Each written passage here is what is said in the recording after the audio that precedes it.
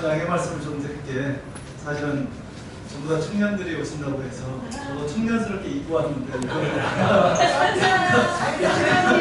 약간 이거 미스한 거 아닌가 생각이 좀. 마음이 청년이에요. 아, 마음 청년은 좀. 예, 아무튼 그런 줄 알았는데 아무튼 약간 미스한 거 같지만 아무튼 그렇게 해보겠습니다. 뭐 워낙 대표님께서 좋게 설명을 해주셨는데 그 말 참 저도 많이 하거든요. 사람들이 좋은 일 하고 싶어 합니다. 그게 종교든 기업이든 뭐 사회복지든 아니면 뭐 정치활동이든 뭐 좋은 일 하고자 하는데요. 사실은 그 모든 일에는 돈이 따라붙습니다. 돈이 없으면 사실은 불가능합니다. 물론 뭐 이렇게 자원봉사로만 운영되는 조직도 있기는 해요. 순수하게. 그리고 그런 데들이 굉장히 세계적인 조직들도 커진 데들도 있습니다. 그럼에도 불구하고 그건 매우 극소수의 굉장히 특이한 조직들입니다. 그리고 그 안에 들여다보면 그러면 진짜 돈이 필요하냐? 그것도 아니더라고요. 들여다보면 이제 실제 뭐 돈이 필요합니다.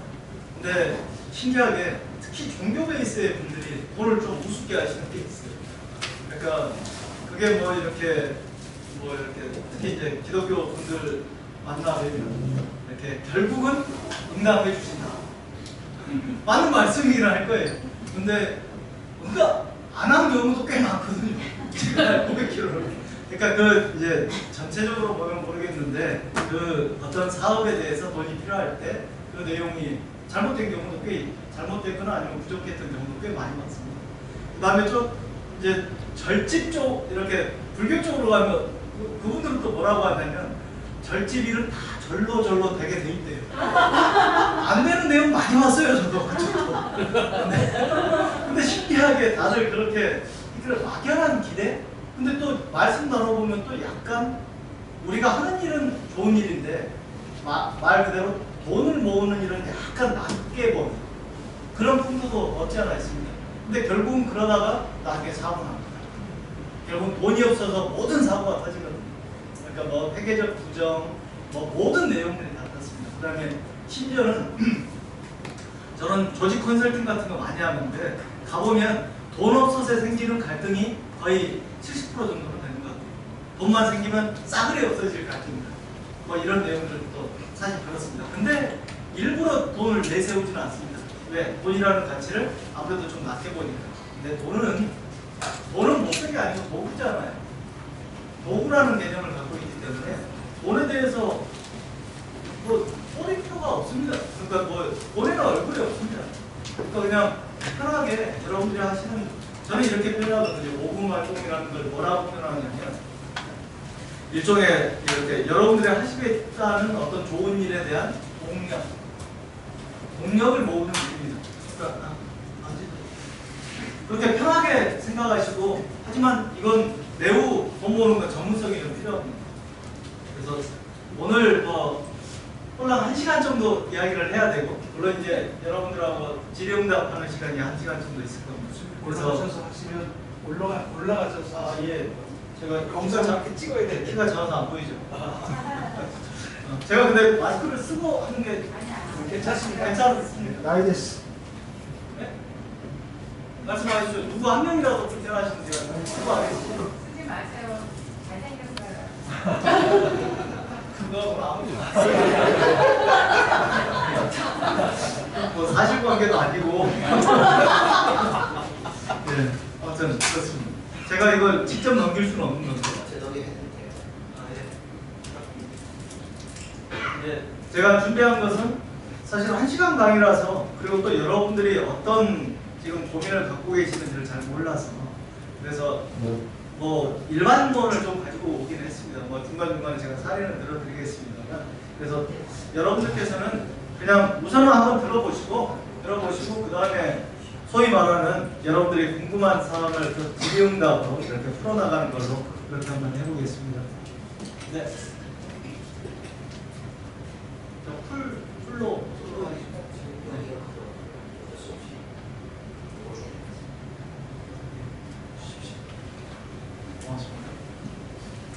제가 우리나라에서 이거 모금 제한하는 거 아까 말씀하셨듯이 펀드레이징이라는 말 자체도 사실은 여기 대부분 기독교인들이 많으실 것 같은데 펀드레이징이라는 시초도 사실은 우리나라라든지 외국의 모든 내용들이 사실은 기독교 기반이 많습니다. 그래서 그 안을 들여다보면 실제 기독교의 전통에서 나온 내용들이 굉장히 많아요. 그러니까 그런 부분들이 있는데 어찌됐든 우리나라에서는 조금 모금이라고 하면 아직까지는 전문 영역으로 조금 이렇게 대우하지 못하는 게 좀 있습니다. 근데 외국에는 국가에서 공인하는 모금가 자격증이 있습니다. 그러니까 공인 회계사처럼 변호사처럼 모금가도 국가 공인 모금가가 있습니다. CFR이라고 미국에 있습니다. 우리나라에서도 그걸 딴 사람들이 몇 사람 있습니다. 저는 못 땄습니다. 실적이나 모든 내용은 되는데 영어가 안 됩니다. 영어가 안 돼서 그 영어로 시험 봐야 되거든요. 우리나라 게 아니고 없어. 그래가지고 결국은 근데 되게 재밌는 게 그걸 볼 사람들을 가르치기는 합니다. 뭐 이상하죠? 아무튼 그러구나. 그래서 우리나라에서 저도 이제 성공하는 모금 제한의 기술이라는 책도 하나 썼어요. 저 책을 제안서 쓰는 거, 특히 기업 대상으로 제안서를 쓰는 거 이런 것들을 많이 다뤄놨습니다. 그래서 많은 분들이 현장에서 좀 그런 것들이 필요하지 않냐, 우리나라 걸로.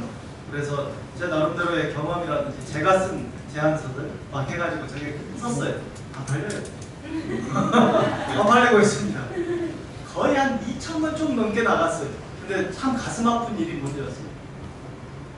우리나라의 종교, 대학, 병원, 그 다음에 비영리단체, 사회복지법인 뭐 이런 데들 이 전부 다 심지어는 요새는 행정 영역에서도 이렇게 모금에 관심이 있습니다. 그 다음에 정치, 특히 이쪽 영역에서도. 근데 재밌는 게 다 모금 잘하고 싶어 해요. 근데 공부는 하지 않는 것 같아요. 제 책이 그만큼이나 안 팔리는 거 보면. 근데 더 가슴 아픈 건 우리나라 나온 모금책 중에 저 책이 제일 많이 팔린 책. 그러니까 우리나라의 어떤 모금의 토대가 어느 정도인지 좀 알 수 있습니다. 아무튼 안 넘어가는데요. 예. 넘어가려고. 예. 자, 안 넘어가는데. 사실 제일 먼저 여러분들한테 말씀드리고 싶은 건 이거였어요. 모금은 좋은 뜻에서 돈을 모으는 거지만 법적으로는 매우 제약이 많은 항목입니다. 여러분들께서 정말 이 밖에 나가서 아무 사람한테나 이렇게 모금하는 행위 불법입니다. 두 번째, 여러분들 실제 많이 하고 계시지만 제가 여러분들한테 좋은 일 하신다고 한 100만 원 기부했다. 예, 뭐가 문제가 되나요? 예, 문제가 됩니다. 증여세 내셔야 됩니다. 그러니까 이런 무산 증여라는 내용이라든지 모든 내용들은요, 법상으로 전부 다 제약이 있습니다. 그리고 이제 여러분들께서 혹시나 이제 여기 비영리법인을 하고 계시는 분들도 있어요. 하고 계시는데 비영리법인 같은 경우도 그러면 많은 분들이 착각하시는 게 있어요. 비영리법인을 만들면 모금 활동을 해도 된다더라, 기부금을 받아도 된다더라. 그렇지 않습니다. 별도의 등록을 다시 받아야 됩니다. 그러면 또 이 지정기부금단체라는 개념이거든요. 그것까지 이제 받았어요. 그것도 이제 국세청에다가 신청을 해가지고 통과가 돼야만 할 수 있습니다. 그 다음에 그것까지 했어요. 그러면 또 어떻게든 뭐 그냥 막 아무나한테 모금할 수 있냐? 그렇지 않습니다. 1,000만 원 넘어가는 것은 각각 내용에 대해서 별도로 또 신고해요. 엄청 복잡합니다, 이게. 근데 안 지킵니다, 잘. 그러다가 이제 쇠고랑 차기도 하고 그러는 내용도 꽤 있습니다. 그래서 저는 이렇게 이제 좀 폭넓게 여러분들한테 돈 이야기를 좀 하고 싶어요. 저 같은 경우는 이제 기업이나 사회적 경제 사람들한테도 돈 버는 뭐 마케팅, 제가 원래 광고회사 출신이거든요. 그래서 그런 이야기를 하는 사람이라서 모금 이야기만이 아니고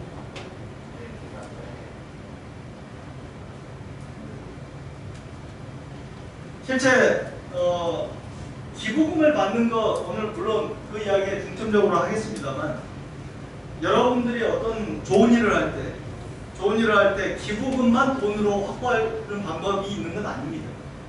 여러 가지 방법이 있습니다. 아동으로 열어주세요. 방금 이야기한 RPDF로 하지 마시고 넘기면 될 거라는 말씀. 네, 좋습니다. 보면 우선 이제 회비를 걷는다 이렇게 표현하죠. 근데 이 일반적인 회비하고 사단법인을 만들었을 때 회비는 좀 다릅니다. 사단법인 회원들은 일종의 이제 뭐라고 할까요? 최종 의사결정 기구인 회원총회에 참석할 수 있는 사람 이 뜻입니다. 그 사람들이 되는 각출금 개념이죠. 그 다음에 이제 여러분들이 아시는 기부금이라는 개념이 협찬금, 후원금, 출연금, 기부금 다 같은 이야기입니다. 협찬금이 따로 있는 게 아닙니다. 법적으로는 전부 다 하나로 통일되어 있습니다. 기부금. 이제 물론 이제 세법상에서는 출연금이라는 거 있습니다. 아무튼 이게 있고요. 그 다음에 이제 여러분들 지원금, 보조금 정부나 지자체에서 받는 거 있죠. 굳이 이야기하면 보조금은 뭐냐면 여러분들이 어떤 딱 상황만 거치고 조건만 맞으면 받을 수 있는 겁니다. 예를 들어서 여기에서 저기 뭐야 이 코로나 지원금 받으신 분 다 받으셨죠. 특히 이제 코로나 걸렸다가 또 걸렸을 때 지원금 나죠. 그것도 받으셨죠. 이건 뭐죠? 신청 안 걸리셔서 안 걸리신 거예요. 네. 그런 것들은 뭐냐면 어느 조건만 딱 되면 나라에서 주는 거예요. 장애인 보조금, 장애 등급을 딱 받으면 주는 것처럼 그런 게 있고 공모사업이라고 하죠. 우리가 이제 어디 기업이나 정부나 기관에서 저도 활동했었던 사회복지 공동모금회 사랑의 열매 같은 데서 공모사업이 나옵니다. 그러면 그걸 계획서를 써가지고 내면 심사를 받습니다. 심사에서 통과되면 이제 그 돈을 받아가지고 사업 집행하고 남는 돈은 뭐 반환하기도 하고 그래요. 사실은 제가 그 강의도 많이 합니다. 어떻게 글을 쓰는지. 왜 제가 강의를 많이 하냐면 그 강의를 많이 하냐면 제가 심사위원입니다. 그래서 제가 강의를 할 때 그런 이야기예요. 심사위원이 직접 말하는 통과되는 거. 뭐 이런 이야기를 많이 합니다.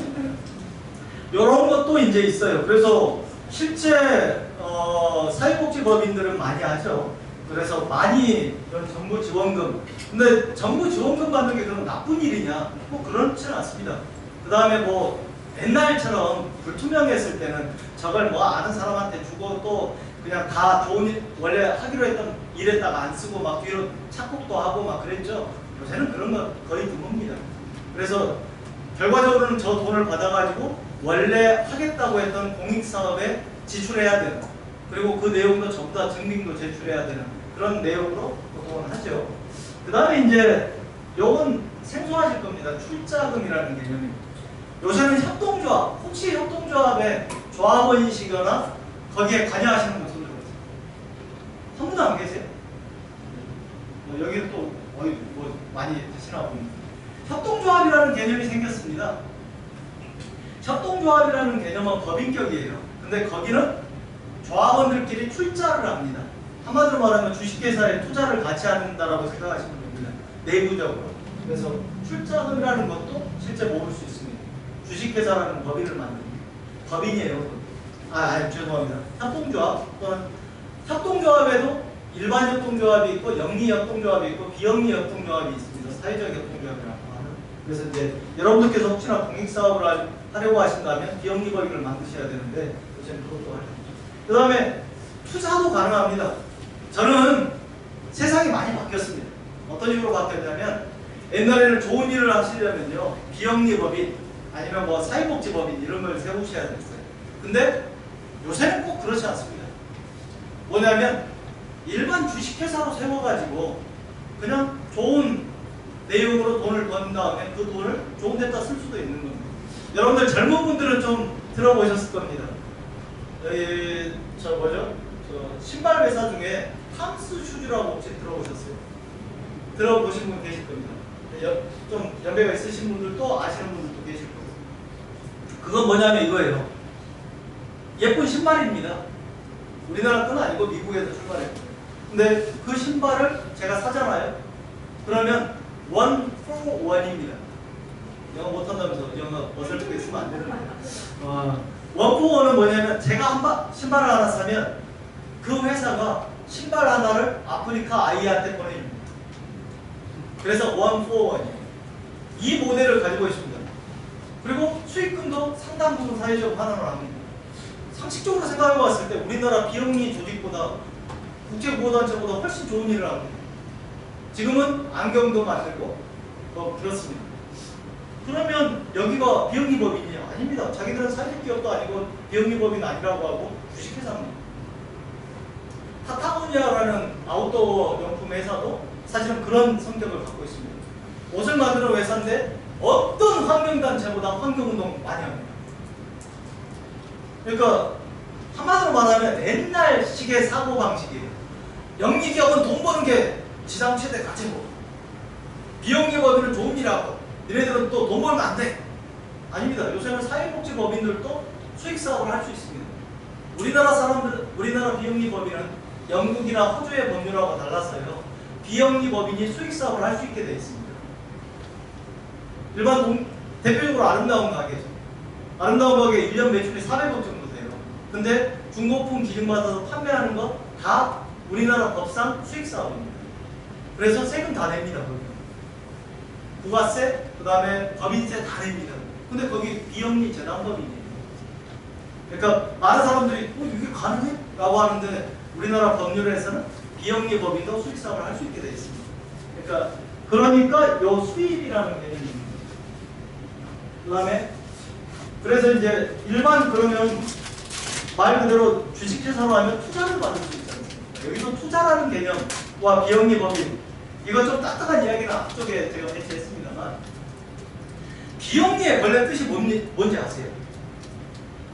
비영리가 원래 뜻이 뭐죠? 영리 아닌 사업을 한다. 수익 사업을 못한다는 뜻은 아닙니다. 영리 아니다라는 것은 원래 세울 때부터 목적이 우리들끼리 돈 벌어서 잘 먹고 잘 산다라는 개념이 없을 것, 이 뜻이에요. 그 다음에 이 법상으로는 어떤 거냐면 구성원들한테 수익금을 배분하지 못한다, 이 뜻입니다. 뭔 소리냐면 아름다운 가게가 1년에 한 4, 50억씩 수익이 나요. 그러면 아싸 많이 났다. 그러면 이거 노나가짜 내부 사람들끼리 절대 못한다는 겁니다. 그럼 그 돈 그걸 못 땄으면 이게 원래 정관에 표시된 고유목적사, 공익사업에 써야 됩니다. 그리고 그걸 안 쓰면 엄청난 세제 문제들이 생깁니다. 그래서 1년에 거기서 한 4, 50억씩 어려운 사람들을 돕는 이유입니다. 그러니까 이런 개념이죠. 그리고 이제 개인 자금이나 대출도 실제 비영리 법인이 대출 받아가지고 받는 거에 대해서 많이들 이상하게 생각하시죠. 근데 많이들 받아가고 합니다. 대출 받아가고. 특히 이제 건물을 지을 때나 그럴 때는 큰 자금이 부족하니까 대출 자금도 있습니다. 그리고 이제 정책 자금이라고 해서 정부에서 저리로 빌려주는 자금이 또 꽤 있습니다. 근데 이제 조건들이 다 있죠. 조건들이 전부 다 있는 상태에서 여러분들이 조금 너무 힘들지 않으시면 지금 받기 훨씬 편하고 좋잖아요. 네, 그래서 저한테 이렇게 비춰리가 하이라이트를 좀 꺼주시면 어떨까요? 더워 죽겠습니다.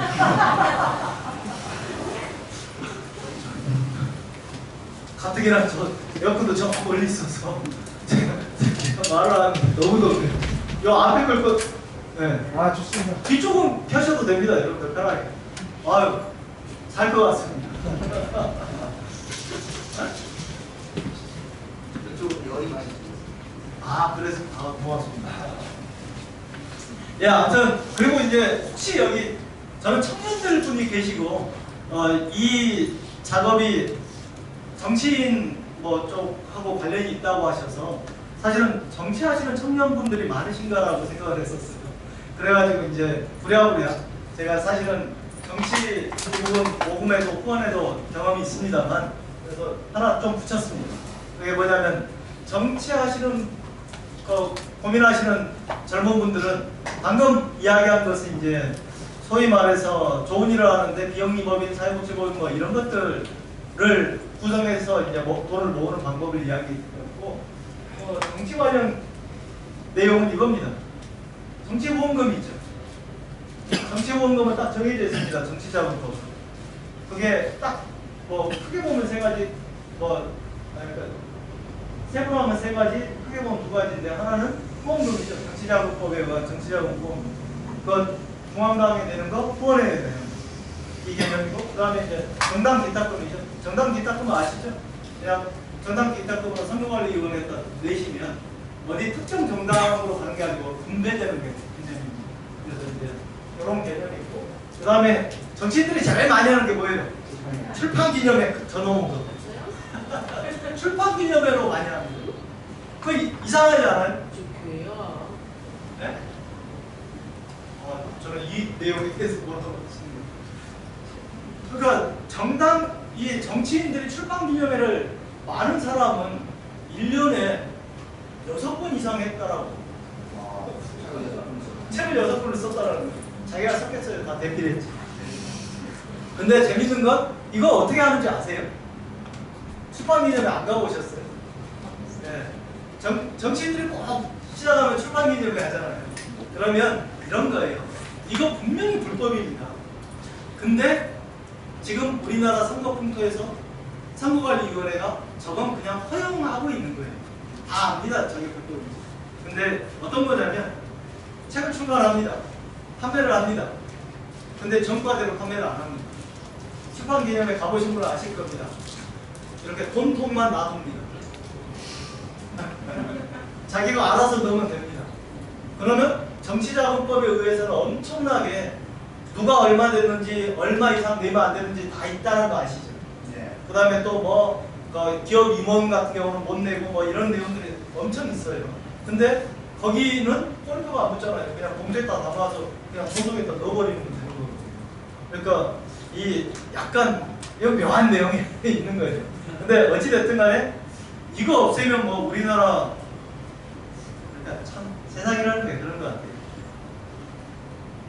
저는 이 비슷한 예를 이걸 없애야 된다라고 하시는 분들한테 없애는 건 동의하는데 그러면 창구를 다시 만들어줘야 된다.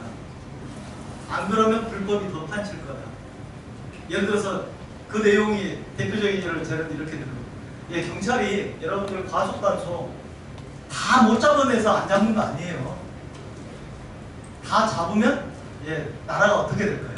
예, 그런 것들을 어느 정도 레벨에서 관리하는 것이 중요한 거지 모두 다 잡아내면 좋은 세상이 열릴 것 같죠? 절대 그렇지 않습니다. 그러니까 그런 부분들 같아요. 그 다음에 이제 여러분들 펀드라고 들어보셨어요? 정치인 펀드? 많이들 해보셨죠? 내보셨죠? 이건 다르게 표현하면 빌리는 겁니다. 사인간 대출 같은 거예요. 그러니까 정치에 나오신 분들이 이제 그 서울시장 같은 경우 뭐 20, 몇 억까지 모금할 돈이 필요하잖아요. 그러면 그 내용에 대해서 이제 지인들한테 빌리는 거죠. 그리고 왜 빌린다고 하냐면 나중에 반드시 돌려줘야 되고요. 그 다음에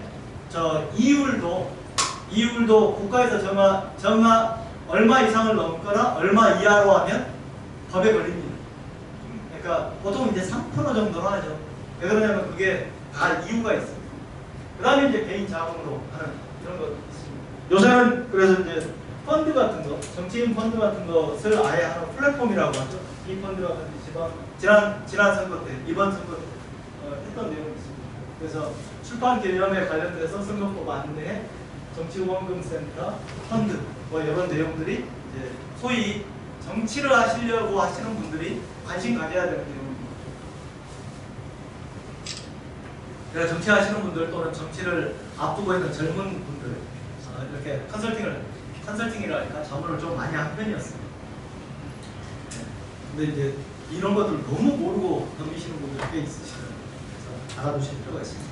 자, 뭐 요 내용 정도 이야기하고요. 바로 이제 펀드레이징 스케일 쪽 이야기를 좀 해볼까 합니다. 여러분들한테 왜 여러분들 부자세요? 아까 우리 배 대표님께서 돈 이야기 좀 하셨는데 여러분들 돈 많으세요? 재밌는 이야기 하죠. 여러분들이 부자가 아닌 이유를 단 한마디로 정의하면 이렇게 이야기하죠. 부자 친구가 없어서 그래요. 부자 친구하고 늘 어울려 다니지 않아서 그렇습니다. 왜 그러냐면 돈은 정보거든요. 한국 사회에서 돈을 번다는 건, 자본주의 사회에서 돈을 번다는 건 상당히 정보라는 개념이 있습니다. 근데 대부분 그 정보는 사람이 갖고 있는 거잖아요. 그러면 사람하고 친해야 됩니다. 그러니까 돈 있는 사람들끼리는 늘 몰려다닙니다. 자기들끼리. 그리고 약간 배타적이죠. 자기들의 이 커뮤니티의 사람들을 잘 안 넣어 보내주는 게 있어요. 그러니까 여러분들께서 돈을 벌고 싶으시면 우선 뭐를 하셔야 되냐? 인맥부터 쌓아야 돼요. 여기 젊은 분들 위주로 이제 강의를 해달라고 해서 젊은 분들한테 말씀을 드리면, 사업하시는 분들이 이런 거 많이 다니죠. 이 대학교 최고 경영자 과정 막 이런. 공부하려고 다녀요? 인맥 쌓으려고 다녀요? 사람 관리는 걸. 그러면 여러분들한테 물어봅시다. 내가 돈이라는 걸 만들기 위해서는 인맥이 필요한 것 같고, 그러면 나는 인맥을 만들려고 일부러 애를 쓰기 위해서 하고 있는 일이 있다. 손 들어보세요. 한 분. 그러니까 이제 우리가 돈이 없는 이유죠. 이게 매우 중요합니다. 심지어는 제가 이따 말씀을 드리겠는데, 한 지역아동센터라고 하는 거 있죠. 교회에서도 많이들 하시는데, 목사님들 특히 많이 하시는데, 지역에서 활동하시는 분들. 근데 한 지역아동센터 센터장님께 이런 이제 강의를 드렸더니 자기가 이제 뼈저리게 느끼셨어요. 아, 그게 맞는 것 같다. 그래놓고는 그냥 몽땅 그랬는데, 이분께서 아니 말로 사업하는 사람처럼 최고 경영자 과정 다닐 수도 없잖아요. 돈도 없고 그러니까. 그래가지고 이분께서 고민하다가 제가 이런 이야기를 했어요. 인맥을 쌓기 위해서 우리나라에서 가장 의외로 빠른 길이 하나 있습니다. 사람 모여있는데 속하면 됩니다. 본인이. 원 오프라인 커뮤니티라고 하죠. 원 오프라인 커뮤니티에 들어가는 겁니다. 그래서 대표적으로 조기축구회, 배드민턴 동호회, 이런 것들이요. 이런 것들은 오프라인 동호회일 거고, 온라인 동호회도 상당히 많이 있지 않습니까? 그래서 그 이야기를 해드렸더니 당신께서 고민해보다가 김재춘 소장 말이 맞는 것 같고, 이걸 어떻게 내가 한번 해볼까 고민하다가 이분이 운동 겸 해서, 어차피 운동도 할 겸 자기가 해야겠다. 그래가지고 산악회에 들어간 거예요. 산악회에 딱 들어가셨는데, 들어가서 좀 있다가, 여러분들 아시죠? 그런 이 동호회에 들어가서 인맥 쌓기 가장 좋은 직책이 하나 있습니다. 뭐예요? 총무죠. 총무. 자기가 총무를 맡았대요. 그래가지고 이제 열심히 하고, 그 다음에 처음에는 자기가 무슨 일 하는 사람인지 그냥 물어보면 웃고만 있고 그랬대요. 근데 나중에 이제 점점 물어보더라는 거예요. 그래서 지역아동센터에 근무한다. 거기 센터장이다. 라고 이야기했더니 이제 묻더라는 거죠. 그게 어떤 데냐. 그랬더니 쭉 취약계층 아이들을 보살피고 이런 이야기를 쭉 하니까, 그런 모임에는 꼭 바람잡이가 있어요, 없어요? 있어요. 한 분이 바람을 잡더라는 거예요. 와, 우리 총무님 너무 좋은 일 하시네 하면서, 아니 그러지 마시고 우리 연말에 어디 가지 말고 우리 다 같이 거기 한번 가서 뭔가 하고 좋은 일 한번 합시다 라고 바람을 잡더라는 거예요. 그래서 다 같이 왔대요. 그래서 아이들하고 같이 놀기도 하고, 그 다음에 이제 상황도 보고 또 하는데 좀 이해도 하시고, 그 다음부터는 기부금 걱정을 안 한대요. 늘 회원들이 묻더래요. 우리 이번에 뭐 해주면 돼요? 지금도 그러고 있습니다. 그러니까 그분은 인맥을 만들기 위해서 산악동호회에 들어간, 그래서 성공한 케이스입니다. 그러니까 이런 부분들 매우 중요한데, 그래서 이제 제가 이야기 드릴 것, 돈을 만들어내는 구조를 이해해야 된다, 이렇게 표현했어요. 돈은 그냥 나오지 않습니다. 그 중에 하나, 지금 인맥이 필요하다라는, 너무나 당연하지만 누구나 다 알지만 누구나는 못하는 이 이야기를 먼저 드리는 거고, 그 다음에 재밌는 게 있어요. 저는 전국으로 돌아다니면서 비영리 단체들, 모금하시는 분들, 아까 이야기했던 정치인들 다 만나는 사람입니다. 재밌는 게, 정말 신기한 게 있어요. 돈을 모아야겠다. 그러면 제가 제일 먼저 묻는 게 이거예요. 어디다 쓰실 거예요? 언제까지 필요해요? 그러면 대답하는 사람이 별로 없어요. 한 거예요, 이거. 정말 어이없는 거예요. 한 종교단체에서 저를 부르셨어요. 건물이 필요하대요. 한 30억 정도. 그래서 제가 그랬어요. 그 건물 이렇게 어떻게 지어질 거고, 어떻게 쓰일 거고, 그 다음에 거기에는 돈이 언제쯤 이제 건물은 길게 가야 되니까 토지 매입부터 건물 설계, 그 다음에 뭐 작업, 그 다음에 안에 인테리어 하는 거, 그 다음에 설비 집어넣는 거, 그 다음에 뭐 행정 비용, 엄청나게 긴 시간 동안 뭐가 필요하잖아요. 계획이 하나도 없어요. 정말로 봤어요. 근데 저한테 강의만 부탁하셨어요. 저는 대놓고 이야기하는 편입니다, 솔직히. 그래서 그런 내용이 없으면 둘 중에 하나다. 나중에 반드시 문제가 생기거나 아니면 흐지부지 된다. 네, 흐지부지 됐거든요. 근데 더 중요한 게 있어요. 흐지부지 될 때까지 이렇게 저렇게 해서 3억 원을 모았어요. 네, 어디로 갔는지 모릅니다. 그래가지고 난리 났어요. 근데 난리가, 저는 엄청난 난리가 날 줄 알았거든요. 종교기관이라서 그런지 어느 순간에 난리가 끝났어요. 저는 상대적으로 저는 매우 이상하다고 생각했어요. 어떻게 이러지? 성령의 힘인가? 아니면 굉장한 신뢰의 관계인가? 아무튼 근데 이상했어요.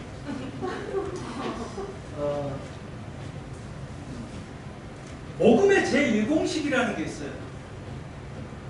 전 세계 모금가들이요, 모금 전문가라는 사람들이 꼽는 모금 잘하는 법 1순위, 이게 뭘 것 같아요?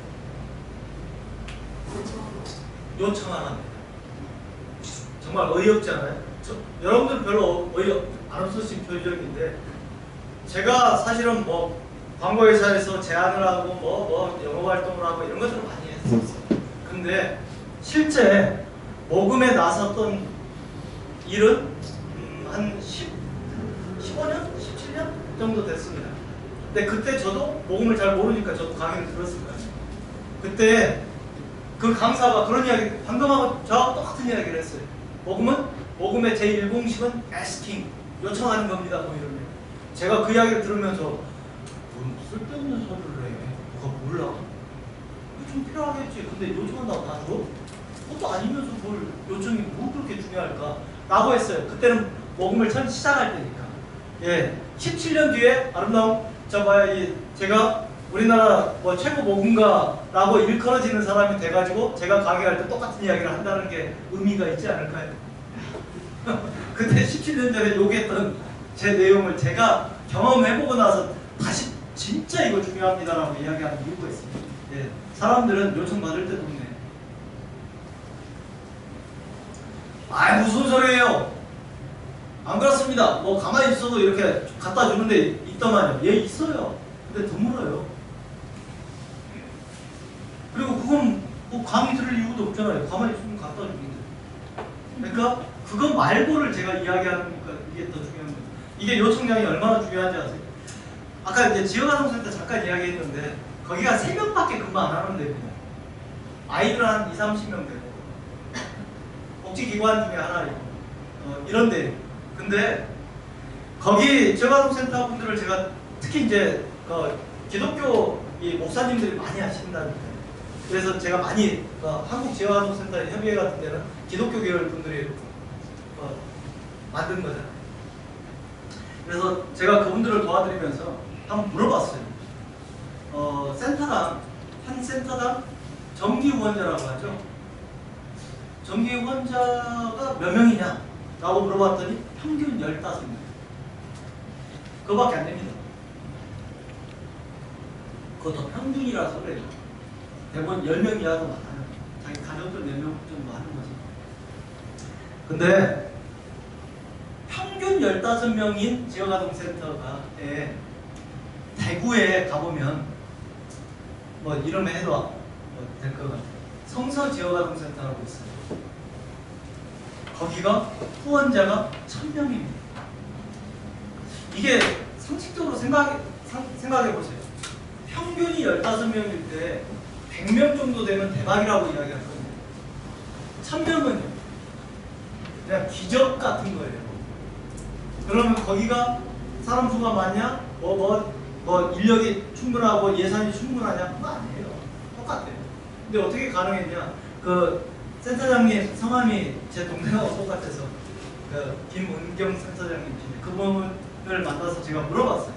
어떻게 가능하냐? 그랬더니 아까 소장님께서 말씀하시던데요. 제가 뭔 얘기를 했어요. 그랬더니 요청하라면서요. 저는 그거밖에 안 했습니다. 제가 그때 믿음이 약간 흔들렸어요. 왜냐면 제가 분명히 요청하라가 제일 중요하다고 해놓고는 정작 요청하라가 중요해가지고 천명했다고 하니까 진짜? 라고 제가 약간 의심이 되더라고요. 그래서 약간 이렇게 봤더니 실제 근데 제가 가르쳐 드리고 다녔던 펀드레이징 스킬이었어요. 예를 들어서 뭐였냐면 3명밖에 근무 안 하니까 별도의 뭐 모금을 담당하는 사람도 없고 밖에 나가서 막 돌아다닐 수도 없고 그래서 제가 이 사람들 만날 때마다 들어오는 사람한테만이라도 빼지 말고 해요. 지역아동센터라는 곳에서 아이들을 이렇게 보살피는 사람들 입장에서 우리 센터에 들어오는 사람들이 누구일까요? 부류로 봉사자 있고 그 다음 부모 있고 사회복지 실습생이라고 있어요. 그 다음에 있고 그 다음에 아이들한테 프로그램 강의해줄 강사들이 있어요. 그 다음 뭐 공무원도 있고 그 다음에 납품업체 사장도 있을 거예요. 이렇게 다양합니다. 우선 이게 있다라는 생각부터 해야 돼요. 그 다음에 더 중요한 거 한번 이건 별개 내용인데 방금 이야기한 6명 기억하시죠? 이 6부류 중에 여러분들이 모금을 하면 안 되는 사람이 있어요. 뭘까요? 네? 공무원? 납품업자. 공무원은 아닐 것 같아요. 공무원은 뭐 해도 되죠. 네? 부모. 자, 학부모. 선생님. 그러니까 아이들 가르치러 오는 선생님. 그 다음에 사회복지 실습생. 그 다음에 납품업자. 이 사람들은 왜 모금 요청을 하면 안 돼요? 이해관계. 이거 많이 어겨서 엄청나게 채광차기도 합니다. 왜냐하면 학부모는 그 학부모들이 우리한테 지금 애를 맡겼으니까 가불관계. 그 다음에 납품업자, 선생님 이런 사람들은 우리한테 돈을 받아야 되는 사람이니까 가불관계.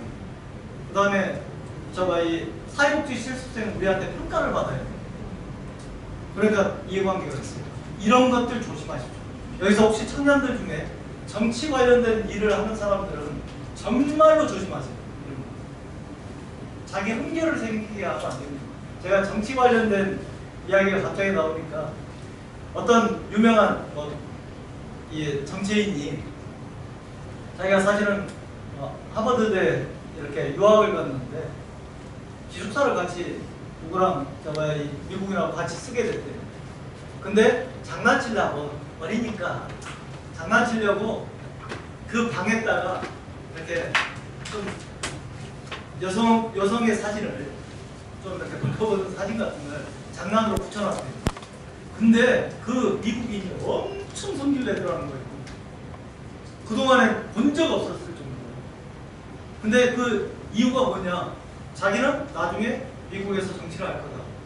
단 하나의 한결이라도 이 내용이 알려지는 내용은 난 용납할 수 없다. 그러면서 그 대학원 시절에 이 정치인이 그 자기의 평판 관리를 한다는 것을 보고 너무 놀랐대요, 자기가. 그러니까 사실은 그래야 됩니다. 우리나라 정치인. 근데 막 이렇게 이야기하면 대부분 정치인들이 그러더라고요. 내가 정치할 줄 알았나? 이렇게 하시더라고요. 아무튼 이분은 김은경 센터장님은 오시는 자원봉사자들 중에 계속 요구했어요. 요청했다. 많이 오면 많이 요청을 해야 되니까 일부러 아이들, 대학생들이라든지 아니면 사람들을 대상으로 계속 학생들 대상으로 많이 받아. 이게 중요한 겁니다. 그래가지고 사실은 1000명을 채웠다는 겁니다. 그럼 달라는 대로 다 주던가요? 예, 처음에는 안 줬어요. 저도 요청도 서툴렀고, 근데 하다 보니까 요령이 생기더라고요. 이게 포인트. 근데 많은 사람들이 전문가들이 전부 다 요청하라가 가장 중요하다고 이야기하는데 왜 요청을 못할까요? 여기에서 자 여기 오신 분 중에 나는 남한테 부탁하는 게 아무렇지 않고 나는 뭐 크게 스트레스 안 받고 나는 요청 잘할 수 있다. 손 들어보세요. 진짜 한 명도 없어요. 그러니까 여러분들 돈이 없는 이유가 여러분들 돈을 못 버는 이유예요. 한 분 있어요? 한 분 계십니다. 딱 한 분이 부탁하는 거에 대해서 괜찮다고 하셨습니다. 근데 저런 분들의 특성은 주변 사람들이 저 사람을 부담스러워하죠. 이 묘한 내용이에요 이게. 네, 자 생각해보세요. 제가 이 내용은 여기다 안 넣었는데 펀드레이팅 스킬이라고 하는 내용, 스킬이라고 하는 내용이 있어요. 저는요, 여러분들이 왜 요청을 못 하시냐, 달라고 왜 못 하시냐, 여러 가지 이유가 있어요. 어떤 목사님은 저한테 그러셨어요. 자기가 꿀리는 마음이 들어서 싫다. 진짜로 그러셨어요. 저한테. 그럼 솔직한 이야기시죠. 그 다음에 왜 여러분들이 부탁을 잘 못하세요? 거절당할까봐 두려워서. 이것도 있고요. 안 되면 좀 쪽팔릴까 이런 것도 있을 거고. 또 뭐가 있어요? 확신이 없어서 안 될까봐 라는 거예요. 내가 하는 일에 대한 확신, 이것도 돈 받아도 된다는 거. 우리 선생님은 좀 이렇게 퇴근을 좀 시켜주십시오. 너무 많이 하셔서 정확하게 알고 계셔서 제가 강의 진행이 매우 힘듭니다. 퇴장을 좀 시켜주십시오. 제가 일단 할 답을 미리 이야기하면 어떻게 돼요? 근데 저 같은 경우는 왜 부담스럽냐면 저도 매우 부담스러워 하더라고요. 왜 부담스러워 하냐면 저는 좀 다르더라고요. 내가 부탁을 하면 나중에 그 사람한테 내가 뭔가를 해줘야 될 것 같아요. 이것도 있더라고요. 제가 가만히 제 마음을 한번 들여다봤어요. 내가 왜 부담스러워하지라고 했더니 뭐 여러 가지 내용들 쪽팔릴까 뭐 이런 것들도 조금 있기는 한데 그거야 뭐 극복할 수 있는데 방금 이야기한 내용은 저한테 굉장히 크더라고요. 그 다음 또 뭐가 있어요?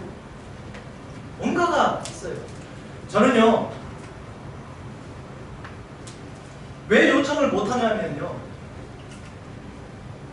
여러분들 기독교인들이 많으시다고 제가 생각하고 이야기를, 여러분들 선교활동 열심히 잘하세요? 거침없이 요청하고 그러세요? 선교하세요? 약간 머뭇거리는 마음이 없잖아 있죠? 솔직하게. 그러면 저는 이렇게 봐요. 많은 사람들이 모금 요청을 못하는 이유는 단 하나입니다. 크게 보면 단 하나입니다. 뭐냐면 내가 받는다라고 생각해요. 근데 모금 요청은 철저하게 주는 행위입니다. 요 개념을 이해가 안 되실 거예요. 자, 그러면 예를 들어 여러분들 내용을 봅시다. 선교활동이라고 해봅시다. 전도활동이라고. 어떤 분이 그렇게 살다가 하나님을 만나게 됐어요. 그러다 보니까 매우 행복하더라는 거예요. 자기의 뭐 삶이 갑자기 통장에 돈이 들어오는 것은 아니었지만 그럼에도 불구하고 어찌됐든 삶이 매우 행복해졌어요. 그래가지고 그 행복감을 누리다가 어느 날 그런 생각이 드는 거죠. 나만 이렇게 행복하면 좀 미안하다. 내 주변에 사랑하는 사람들이 있는데 그 사람들도 이 행복감을 같이 좀 누렸으면 좋겠다 라고 해서 옆에 사람한테 권하는 거, 이건 뭐라고 해요? 이 전도 활동의 가장 핵심은 그럼 뭘 것 같아요? 자기가 행복감을 누려보는 거예요. 내가 행복감을 안 누려봤는데 사람한테 행복할 수 있습니다 라고 이야기하는 건 뭐가 이상하게 어깨가 안 맞는 거예요. 이 개념이 매우 중요합니다. 내가 누렸던 행복감, 그걸 다른 사람한테 전달하려고 하는 행위, 이게 전도라고 봤을 때 모금은 그럼 뭐냐? 요청은 모금 요청을 잘하려면 두 가지가 그래도 중요해요. 자, 1번 우리 선생님이 사전에 이야기하신 거예요. 뭐냐면 내가 하고 있는 일에 대한 확신이 있어야 됩니다. 내가 하는 일이 진짜 소중한 일인가? 정말로 좋은 일인가? 라는 것을 확신해야 됩니다. 저는 그래서 월드비전 모금가를 또 교육시키는 사람이지만 그 사람들한테 저는 모금 전문가라면 내가 모금을 안 하겠다라고 거부할 수 있는 거부권이 있어야 된다고 이야기하는 사람입니다. 조직에서 매우 싫어하겠죠. 근데 왜? 어떤 사업에 대해서 내가 마음에 안 들 수도 있는 거잖아요. 그럼 그 내용에 대해서 그래서 저는 저한테 무조건 사람들이 모금 요청하러 저도 받을 거 아닙니까? 기부자 입장에 저도 한 20몇 군데 기부하니까 받으러 오면 제일 먼저 묻는 게 있어요. 당신은 거기에다 얼마 기부했어요? 당신도 기부하라는 걸 왜 내가 나한테 하라고? 저는 기본 내용입니다. 그 다음에 이게 있냐? 그 다음에 여러분도 한번 물어볼 거예요. 두 번째는요. 기부라는 행위가 어떤 행위가 돼요? 여러분 좋은 일이에요? 정말로 좋은 일이라고 확신하세요? 두 번째 확신이 필요한데 그건 기부라는 행위가 좋은 일이라고 확신해야 됩니다. 아까 내가 하나님 믿고 행복해진 경험이 없으면서 남한테 권장하기는 어려운 거예요. 그러니까 내가 모금을 한다는 건 상대방한테 기부하라고 요청하는 거잖아요. 근데 내가 그 기부가 좋은 일이라고 확신이 안 돼서 근데 돈을 달래. 이건 자기 기만이에요. 그렇지 않아요? 그러니까 기부가 좋은 일이냐는 거예요. 근데 이 좋은 일이라는 개념이 좀 달라요. 우리 단체 나한테는 좋은 일이죠. 돈을 받아서 좋은 일에다 쓸 수 있으니까. 근데 그 기부한 사람 인생에 좋은 일이라고 확신하시냐? 확신하는 분들이 지금 고개 끄덕거리고 계시는데 대부분의 모금하시는 분들한테 이렇게 질문하면 약간 쉽게 고개를 끄덕거리지 못합니다. 그래서 모금이 안 되는 거예요. 자기가 확신이 없으니까 상대방한테 권유를 못합니다. 그러니까 이런 개념입니다. 자, 근데 이런 개념이 있다면 자 봅시다. 다시 전도 활동으로 넘어가봅시다. 어떤 사람이 자기가 하나님과 행복해져서 주변 사람들한테 이제 거리에 나가가지고 전도 활동을 해요. 하나님 믿으세요. 믿으시면 행복해집니다. 제가 그 증거입니다. 라고 이야기를 했어요. 그랬더니 지나가는 사람이 당신이나 믿어, 난 이슬람. 하고 딱 지나갔어요. 그 사람이 전도라는 게 받는 것, 즉 이거 하나 내가 하나 발굴하면 목사님한테 내가 칭찬 한번 받겠구나. 나는 이런 받는 개념으로 생각하지 않고 내 행복감을 저 사람한테 전달해 주려고 했던 사람의 마음으로 전도 활동을 했던 사람이라면 거절이잖아요. 돌아서서 가버리는 그 사람을 대고 올바른 전도를 하는 사람이라면 느끼는 감정은 뭘까요? 쪽팔림일까요? 분노일까요? 뭘 것 같아요? 네. 올바른 전도를 하는 사람이 거절당했을 때 느낄 수 있는 감정은 단 하나밖에 없어요. 안타까움입니다. 왜? 이 안타까움의 본질은 뭘까요? 전도를 받는 것이 아닌 주는 거라고 생각합니다. 모금 요청도 똑같아요. 모금 요청이라는 개념이 똑같습니다. 내가 필요한 돈을 받아내는 게 모금이 아닙니다. 내가 하는 좋은 일에 사람을 동참해서 그 사람의 인생이 행복해질 수 있는 기회를 주는 일. 그 기회를 주는 일이 바로 모금이에요. 그러면 가벼워집니다. 왜 가벼워져요? 내가 내 돈이 필요해서 모금 요청하는 게 아니게 되거든요. 그럼 뭐 때문에 요청해요? 당신 행복해지라. 내가 요청합니다. 이거 말장난 같죠? 말장난 같겠지만 하다 보면 이게 본질이라는 느낌이에요. 이게 펀드레이징 스쿨에서 가장 중요해요. 그렇게 되면 가벼워집니다. 가벼워지고 감사하게 돼요. 부탁할 때는 어차피 내가 주려는 마음이 있기 때문에 받으려는 마음이 있으면 내달라 하는데 주려는 마음이 있으니까 그냥 툭 던져보는 거예요. 툭 그냥 던져보는 거예요. 받든지 말든지 상관없어요. 왜? 그 사람 인생이니까. 이렇게 표현합니다. 요청하는 것까지는 내 인생이고요. 받고 말고는 그 사람 인생이에요. 그래서 제발 여러분 인생이나 열심히 사세요. 남의 인생에 관여한다는 거 뭔지 아세요? 저 사람이 죽을까 말까, 요새 경제 사정이 안 좋은 것 같은데요, 안 줄 것 같은데, 이렇게 고민하는 게 남의 인생에 관여한다는 거예요. 그러니까 여러분 인생만 잘 사면 돼요. 여러분 인생이 뭐예요? 요청하는 거예요. 좋은 일이니까 한번 같이 해보자고, 그런 기회를 드리겠다고. 안 주면 이유가 있겠지. 주면 감사합니다. 이거밖에 없어요. 오직하면 복음 전문가들은 이런 이야기를 합니다. 복음과 접할 수 있는 최악의 상황, 노라는 말을 듣는가. 이거 이상 없다고. 안 맞아요. 누구도 안 때려요, 여러분들. 그래서 이 복음의 요청이라는 게 무지 중요하다. 그럴 때는 이제 거절당해도 좀 가벼워집니다. 그리고 거절당한 전도사가 할 수 있는 가장 최고의 방법은 뭐예요? 뒤통수에다 대놓고 기도해 주는 거예요. 제가 당신이 한다고 해서 제가 뭐 달라질 건 없습니다.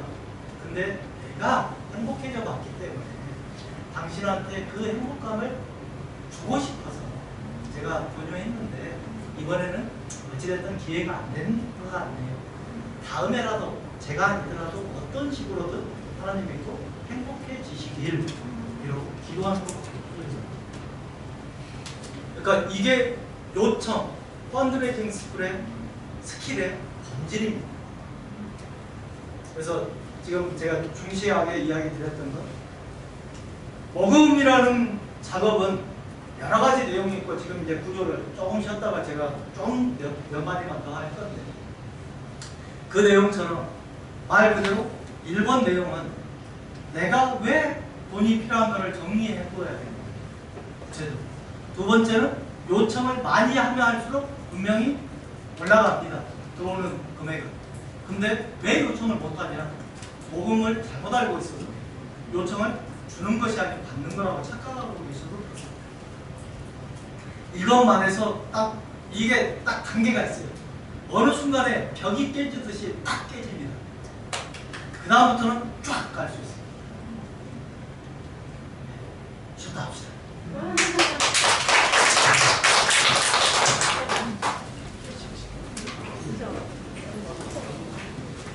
빨리 5분 정도 더 쉬시고 이후에 뵙겠습니다. 네,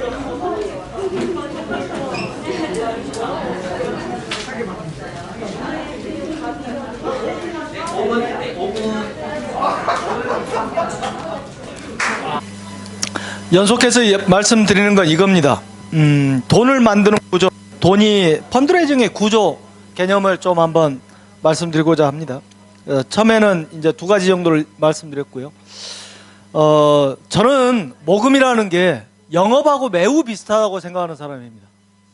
영업. 여기 혹시 영업사원 하시는 분? 아, 그래서 좀 확실히 그런 감이 있으시군요. 영업이라는 건, 일반 기업의 영업은 뭘 팔죠? 제품이나 서비스를 팝니다. 근데 모금은 냉정하게 말하면 파는 게 없다고 생각하시는데 안 그렇습니다. 그 사업 또는 그 단체, 그 사람의 가치를 팝니다. 그 가치를 공익적 가치 또는 뭐 이런 이 가치를 파는 게 바로 모금입니다. 그러면 뭐겠어요? 결국은 영업에서 중요한 건 뭡니까? 제품이나 서비스가 좋아야 잘 팔리죠. 그러면 우리는 사업이나 단체나 개인의 어떤 가치를 판다. 그러면 사업이나 단체나 가치가 개인이 좋아야만 잘 팔립니다. 그래서 여기에서 혹시나 아까 첫 시간에 그래 들어보니까 일리는 있다만 나는 못하겠다 이런 분이 계실 수 있어요. 그러면 그분한테는 제가 펀드레이징 방법을 알려드리겠습니다. 아까 제가 그랬죠. 요청하는 것이 매우 중요하다. 근데 안 그러는 방법도 있긴 하다. 왜냐하면 사람들이 가져다 주기도 한다. 가져다 주는 돈을 받고 싶으시면요, 여러분들이 유명해지십시오. 여러분들께서 유명해지시고, 유명해진다는 건 뭐예요? 좋은 사업을 하는 좋은 단체, 좋은 사람이 되면 됩니다. 그러면 돈은 옵니다. 이건 누가 몰라 라고 할지 모르지만 진짜로 그렇습니다. 그럴 때 여러분들 좋은 사업이 어떤 사업일 것 같아요? 예, 최씨, 유씨, 신씨 집안하고 친하면 좋은 사업입니다. 최씨, 최고로, 최선의, 최대의, 최초로 최악의 문제를 다루는 뭐 최씨 들어간 것들, 최자 들어간 것들이요. 이런 사업을 전개하면 됩니다. 두 번째는 유씨 집안하고 친하시면 됩니다. 이 사업은 저희들만 유일하게 합니다. 예, 유씨 집안. 신씨 집안은요, 이번에 새롭게 뭔가를 하는. 그래서 최씨, 신씨, 유씨하고 친하시면 웬만하면 좋은 사업이 됩니다. 예? 그 유자가 아무튼 그 유자가 이 유자 맞기는 합니다. 저 이렇게 커팅, 아까 저 그랬잖아요. 제가 우리 선생님을 주변에서 부담스러워할 거다. 예, 농담입니다. 그래서 결국은 재밌는 건 있어요. 여러분들 사람의 뇌가, 여러분들 혹시 아세요? 뇌과학이라든지 뭐 생물, 뭐 의학 이런 것들을 배워보신 분은 아실 겁니다. 우리 뇌가 되게 재밌게 생겼어요. 아니, 눈 신경이 되게 이상하게 생긴 거 아시죠? 그러니까 일반 피사체가 있고, 그러면 눈 신경이 바로 여기 있어야 되는데, 요 신경 앞쪽, 뭐라고 하죠? 여기 상이 맺히는 내용 앞쪽에 앞쪽으로 말 그대로 신경, 핏줄이 지나가요. 이거 되게 이상한 겁니다. 이게 반대로 돼 있어야 되거든요. 근데 이게 거꾸로 돼 있어요. 근데 여러분들 눈에 지금 앞에 아련하거나 혈관이 보이세요? 안 보이죠? 왜 안 보이는 줄 아세요? 뇌의 작용 때문에 그래요. 제가 심리학과 출신입니다, 제가. 근데 우리 뇌는 어떤 사물을 인식하거나 상황을 인식할 때 디폴트 값이라고 하죠. 기존하고 똑같은 것은 처리를 안 해요. 그러니까 그 혈관은 날 때부터 계속 그 자리에 있었기 때문에 뇌가 어떻게 사고를 해버리냐면, 원래 있던 거 하고 아예 인식을 안 해버립니다. 그래서 우리 눈에 되게 웃기는 거죠. 보이는데 인식을 못 해요. 이걸 제가 하는 소리가 아니고 과학자들이 하는 소리예요. 그 이야기는 제가 왜 말씀을 드리냐, 여러분들이 다른 데하고 똑같은 사업을 하는 똑같은 단체면 인식을 못 해요. 다른 사람들이 뭔가 달라야죠. 근데 전국 돌아다니면서 보면 다 똑같아요. 그러니까 평균밖에 못 가는 거예요. 그러니까 돈을 못 모으는 거예요. 그러니까 똑같아요. 인터넷 쇼핑몰에서도 다른 데하고 똑같은 상품, 가격도 똑같고 내용도 똑같고 품질도 똑같고 다 똑같아. 그럼 안 팔립니다. 뭐라도 달라야 팔립니다. 이게 왜 그러냐? 구조가 그렇게 돼 있어요. 우리 뇌의 구조가. 그래서 이런 다름을 만들 것, 그래야만 됩니다. 그걸 조금 더 이야기해 볼까요? 뒤에 죄송합니다. 왔다 갔다 해서. 요게 중요한데, 얼마 전에 이제 젊은 분들이 특히 제가 아까 그랬죠. 정치 관련된 내용으로 오시나라고 생각해서 제가 요새 점치인이라고 합니다. 점치인. 젊은 정치인. 그 운동을 하는 뉴웨이지라는 어떤 단체가 있어요. 거기는 말 그대로요. 어떻게 하냐면 먼저 유명해지는 겁니다. 그 다음에 플러스 알파. 여러분들 혹시 카카오 택시 같은 게 비즈니스 모델이라고 하죠. 돈을 어떻게 버는 줄 아세요? 그렇죠. 빨리 눈치 있는 사람은 읽었고 그게 뭐냐면 옛날의 내용은 아니에요. 우리가 옛날에는요 막 돈을 법니다. 그리고 한 명 한 명 늘려갑니다. 요새 방식은 그거 아니에요. 요새 방식은 뭐냐면 카카오, 뭐 IT 플랫폼들 젊은 분들 많이 쓰시죠. 이런 것들 처음 할 때 무료죠. 카카오 택시 무료로 하죠. 그래서 먼저 데이터, 일종의 고객 데이터를 엄청나게 확보합니다. 어느 정도까지는 무료로 갑니다. 그리고 나서 그걸 유료화 시킵니다. 이게 요새 사업 방식이에요. 모금도 똑같이 지금 변하고 있습니다. 어떻게 변하냐면 결국은 여러분들이 사업을 해야 됩니다. 좋은 일을 해야 돼요. 내가 유명해집니다. 그러면 사람들이 그 사업에 동참합니다. 리더십 스쿨에서 돈을 기부받고 싶으세요? 간단합니다. 우선 이렇게 사람을 모으는 거예요. 1기, 2기, 3기 그리고 계속 갑니다. 그러면 나중에 이 사람들이 리더십 스쿨의 잠재적 후원자입니다. 이걸 모으는 거예요. 사실은 사업을 하면서 사람들을 많이 모아야 됩니다. 우리들의 그 사업 관련자들을. 그게 데이터고 어느 시점이 딱 지나가면 그 사람들한테 요청이 들어가면 됩니다. 이게 기본 공식입니다. 근데 재밌는 건 이거에 대해서 무지하면 내가 만나는 사람, 내가 사업하면서 만나는 사람 이것도 관리 안 할 뿐더러 심지어는 이왕 사업을 할 때 많은 사람들이 참여하게 만드는 구조를 만들어주면 좋잖아요. 그러면 그럴수록 우리한테, 우리 사업에, 우리 단체에, 나한테 관련된 사람들이 많이 생기니까요. 이게 중요한 거예요. 여러분 지금 이 핸드폰에 사람이 얼마 정도 저장되어 있습니까? 몇 명 정도 저장되어 있습니다. 그게 여러분들이 모을 수 있는 돈의 액수하고 비슷할 겁니다. 꼭 아닌 것은 같다. 제가 14,000명 있거든요. 근데 뭐 돈이 그렇게 많이 해 뭐. 그건 좀 약간 언밸런스하긴 한데. 왜냐하면 제가 돈이 필요 없어서 그래요. 솔직히 말로 진짜 돈이 필요했다면 그걸 활용했을 겁니다, 제가. 근데 뭐 별로 제가 그런 생각이 있어서 그러는데. 그리고 유명해진다는 건 결국은 뭐냐면 요새 정치의 특성이 뭐냐면요. 정치인으로 커서 정치인이 되는 게 아니고 유명해져서 정치인이 되는 게 트렌드입니다. 그럴 수밖에 없어요. 왜? 대중매체가 SNS가 이런 것들이 되면서 옛날하고는 다릅니다. 옛날에 중앙당에서 정말 국회의원 보좌관하고 그 다음에 또 정당에서 활동하다가 차곡차곡 올라가는 그런 사람들 여전히 있습니다만 점점 줄어듭니다.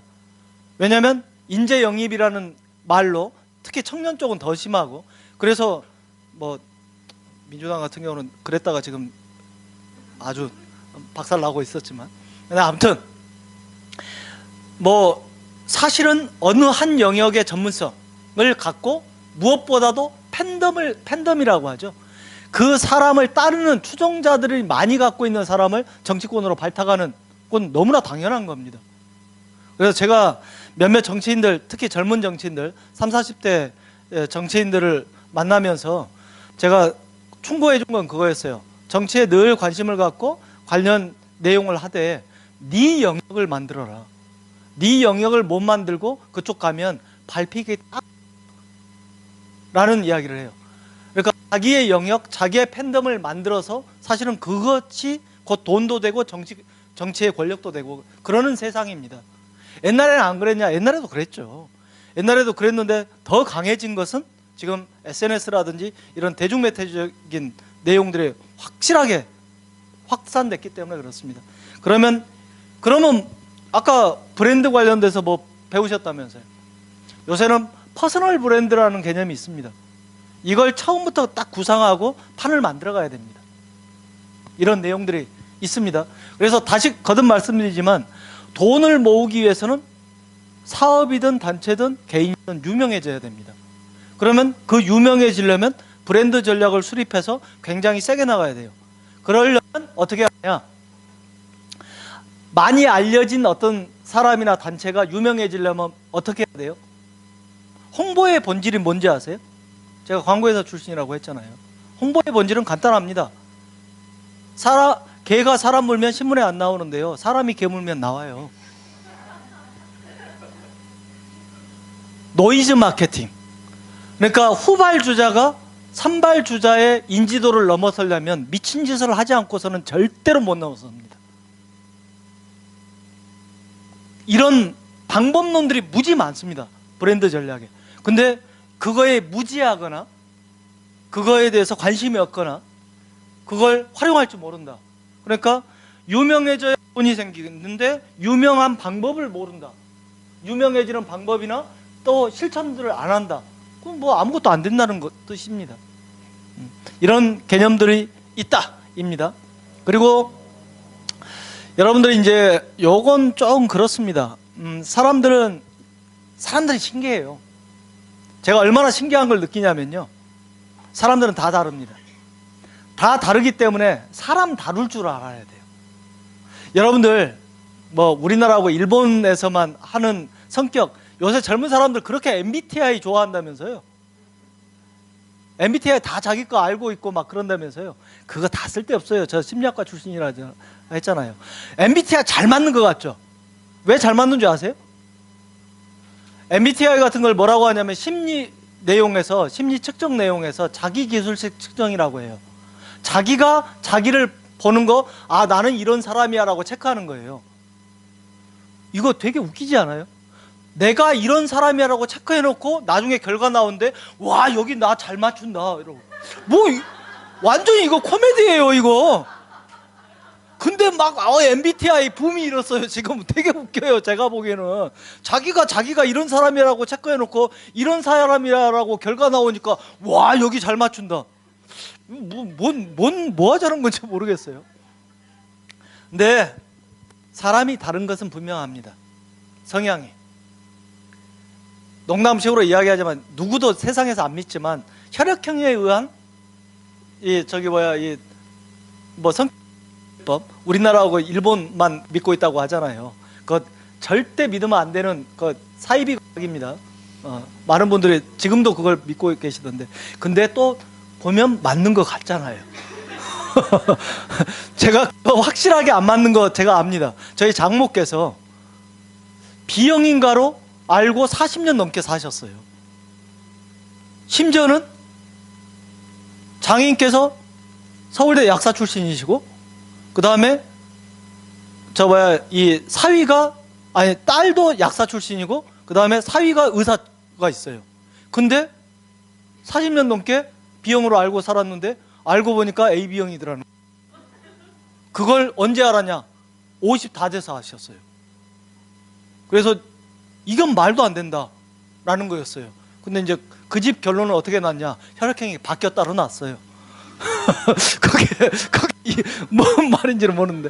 근데 그 신기한 내용이 그게 문제가 아니고, B형이라고 알고 봤을 때는 우리 엄마는 B형의 전형이다라고 성격이 보였는데 AB형이라고 알고 보니까 AB형의 전형 같더래요. 그러니까 의미가 별로 없는데, 근데 문제가 뭐냐? 제가 이야기하고자 하는 핵심은 사람이 다르니까 요청의 방법도 달라야 된다. 어떤 사람한테는 꼬치꼬치 이 돈 어디에 쓰이고, 그 다음에 내주신 돈 투명성을 기이기 위해서 나중에 소를 보내드리고 막 이렇게 이성적인 접근이 해야 되는데, 어떤 사람한테는 가서 형님 그러지 말고 한번 해줘요 로 끝날 수 있다는 거예요. 이게 사람의 다른 점이에요. 모금을 하다 보면 어떤 일들을 겪는 줄 아세요? 되게 재밌어요. 월 10,000원씩 1년 동안 좀 정기기부 좀 해주세요 라고 하면 저는 뭐 정기적으로 뭐 내야 되는 거 귀찮고 그런 거 너무 싫습니다 라고 합니다. 그럼 일종의 거절이죠. 그럼 끝난 것 같죠? 아니에요. 한 번에 15만 원 내달라고 하면 내줍니다. 이거 말도 안 되는 것 같죠? 신기하게 돼요. 말도 안 되는 이야기예요 이거. 네? 이분께 제가 뭔가를 받아내고 싶어. 근데 거절하셨어. 근데 요새 SNS, 페이스북 이분 친구가 누구고 뭐 이런 거, 이분이 어떤 사람이고 대충 알 수 있잖아요. 그래서 검색해 봤더니 뭐 5월 15일 날 스승님 만나가지고 가장 존경하는 스승님 너무 뭐 존경한다 써놨어. 근데 몇 달이 건너니까 내가 그 스승님을 만날 수 있을 것 같아. 그래서 찾아갔어. 제가 제자 되시는 우리 박 선생님한테 이런 좋은 제안을 하고자 하는 미칩니까? 그러면 아유 좋은 일이라고. 그러면 그냥 전화 한 통화만 좀 해주실 수 있습니까? 해서 전화 한 통화 딱 해주시고 내가 찾아갔다면요. 거절할 수 있어요? 절대 못해요. 이게 스킬이에요. 이게 스킬입니다. 그러니까 세상에는요 기부 안 하는 사람이 없습니다. 기부를 못 받아내는 모금가가 있을 뿐이지. 아시겠어요? 어떤 식으로든 가능합니다. 야, 월 좀 기부 좀 해주세요. 그러면 이런 사람들이 있어요. 야 자식들아 나한테 줘. 내가 영세민이다 자식들아. 이런 사람들이 있어요 없어요? 있어요.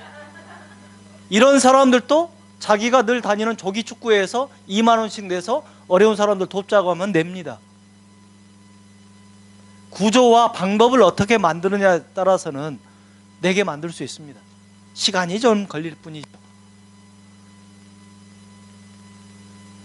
여러분들 동성애 관련돼서 성소수자 문제로 매우 반대 입장이실 겁니다. 아마 많은 분들이 기독교 측에서는.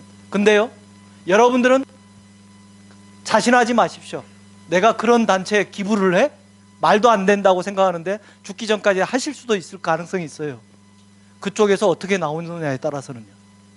세상에는요 절대 안 된다는 건 없습니다. 실제로.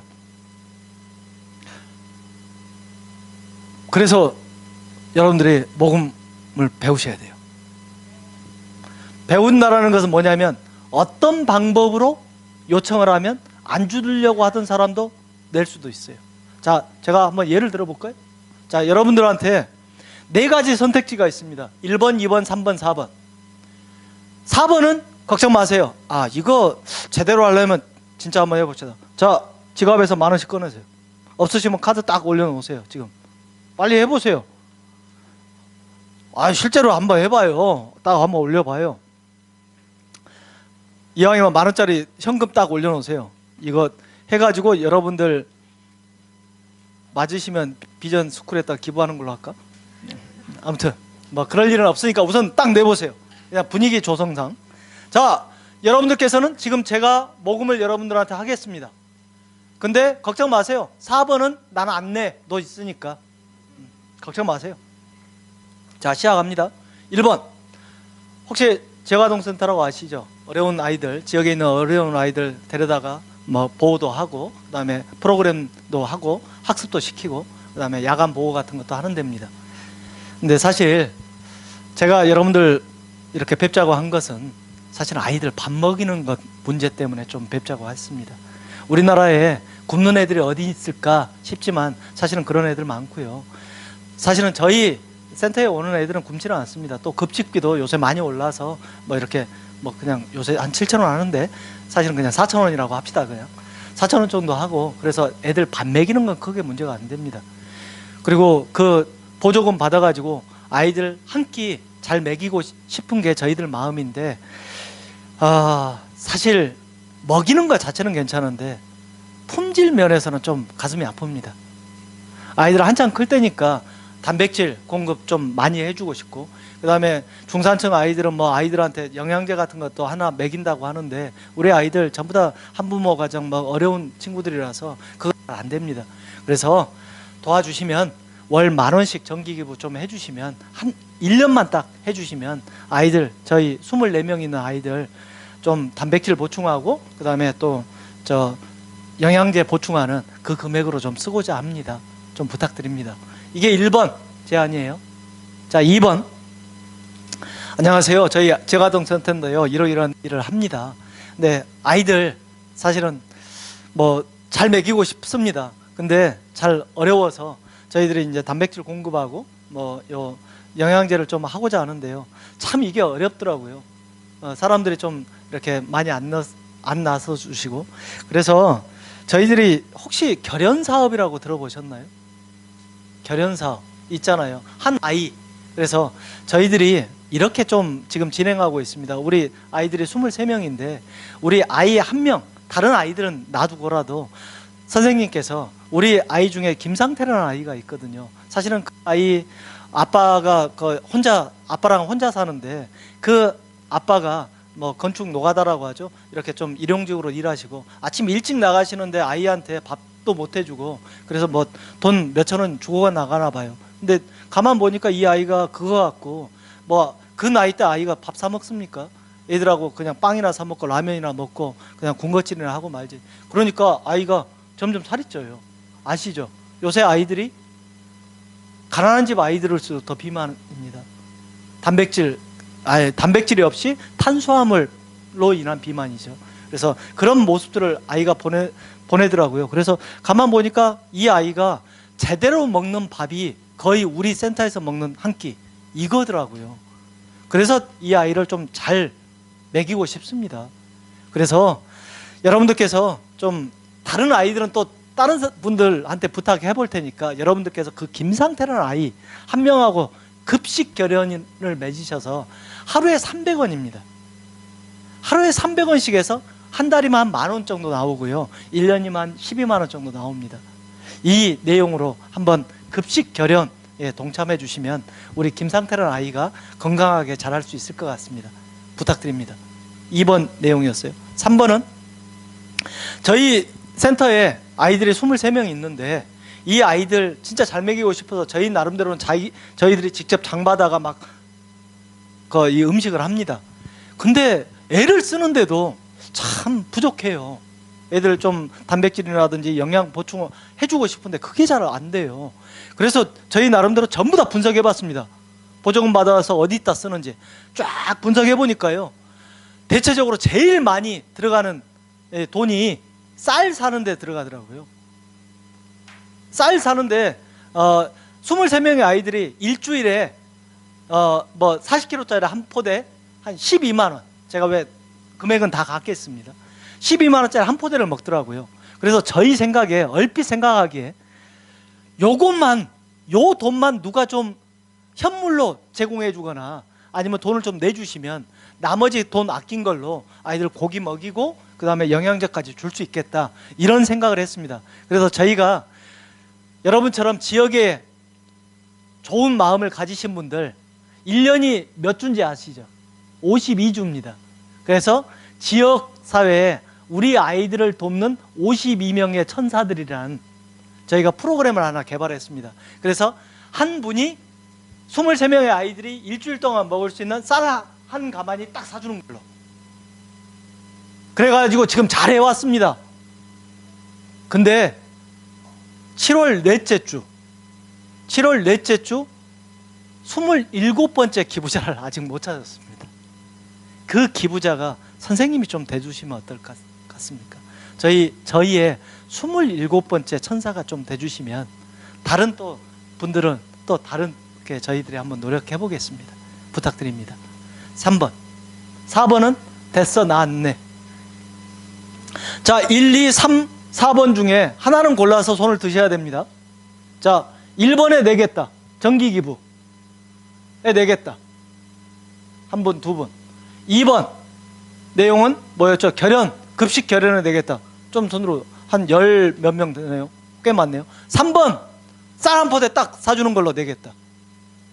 보니까 2번이 제일 많았고 3번이 그 다음입니다. 4번 누구?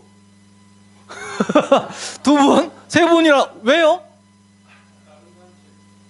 오케이. 뭐 그럴 수는 있어요. 다른 단체 더 좋은 내용을 난 알고 있다. 그건 뭐 아무리 해도 그건 아까 그랬죠. 이유가 있을 것이다. 이렇게 그냥 치부하면 됩니다. 재밌는 건